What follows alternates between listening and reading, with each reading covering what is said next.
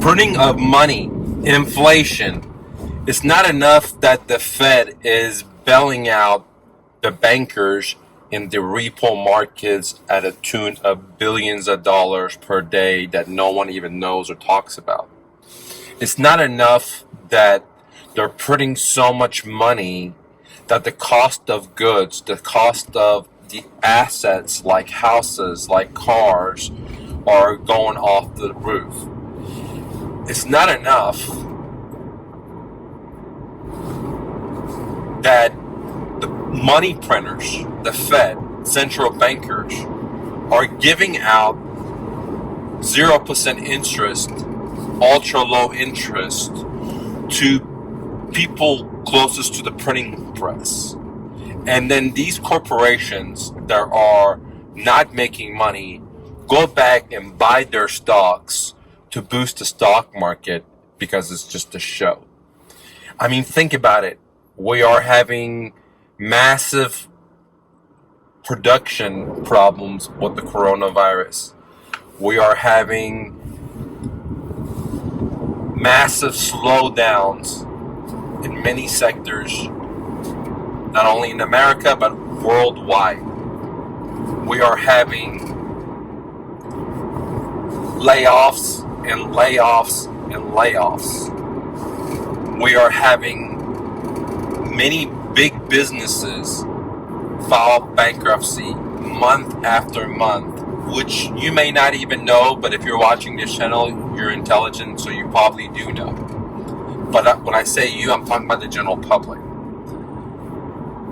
But if you look at the stock market, it's going straight up. Now, if you look at the money printing, it's all-time high.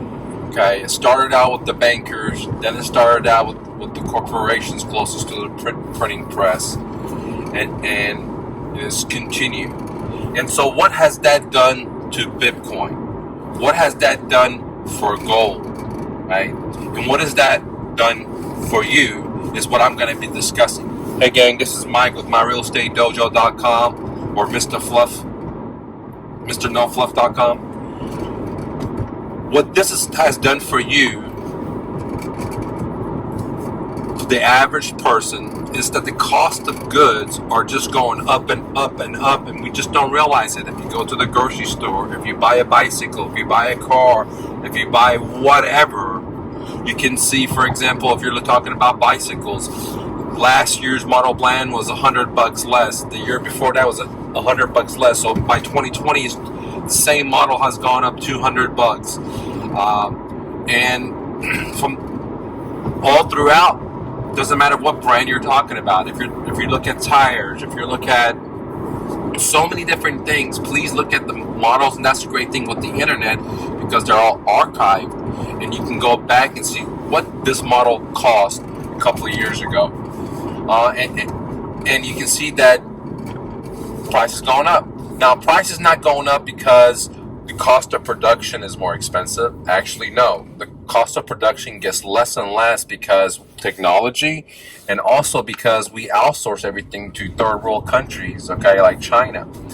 Now, what it has done for gold is what I called it in 2015, and 2016, and 2017. I said gold is the play. In 2016, I said I'm in gold, and gold is the play because we have bubbles of all sorts, but especially in real estate. Now, I understand some of you guys say, Mike, well, you've been wrong. The market's just going up. And that's where, I can say, look, I've been wrong. However, in my opinion, the market's been manipulated. So it's not a fair market. It has powers to be that control it, with money printing, with lending to, etc., and so on. However, we can see that gold is 100% on the bullseye when I called it back many months ago. We can see real estate is in trouble, even though they're trying everything possible under the moons and the stars to make it work. For example, they're bringing back ultra low interest rates. They brought it back to the lowest in history of not only America, but since Babylon. And they've changed the debt to income ratio so more people can get qualified. And I brought it to you all on my YouTube channel, guys. So go ahead and click the like button and leave me a comment and subscribe and share this message so we can get the word out. Because what I share with you is over 25 years of insights as a refugee to America, where I had to sleep in my car and make my dreams come true without borrowing money. And that's what I'm trying to teach you, because I've given almost all my stuff to the homeless, and went homeless myself, because I don't care about material things. And what I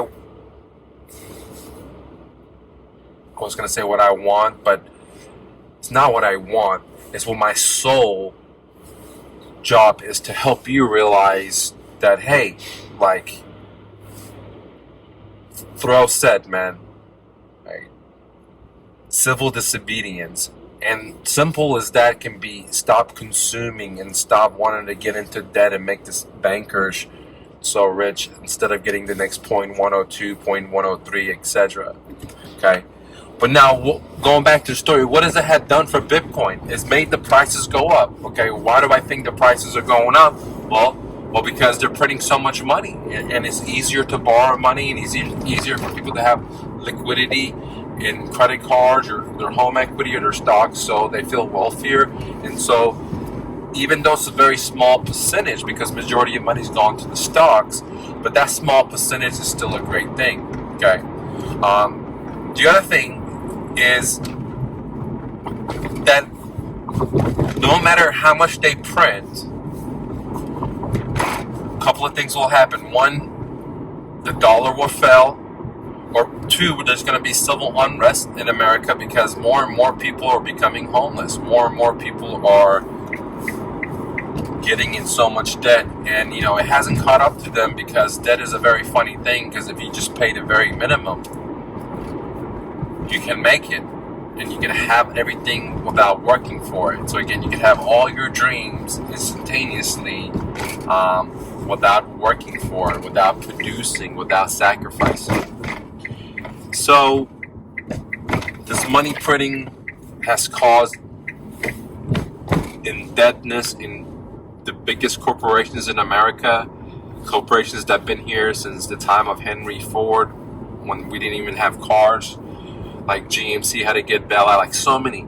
And then the last recession made a lot of corporations get into even more debt. And if you really think about it, majority, I would say 95%, and I'm just pulling out of my head, I would say for sure, if you do your research, the numbers will probably add up more, of big corporations in America are indebted extremely.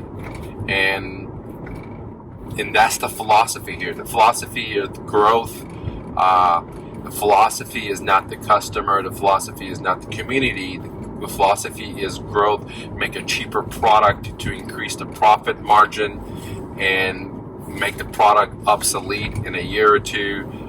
And what that does is enslaves the public, because we have to constantly work to get the next 1.0 or 2.0 so we can keep up with the Joneses.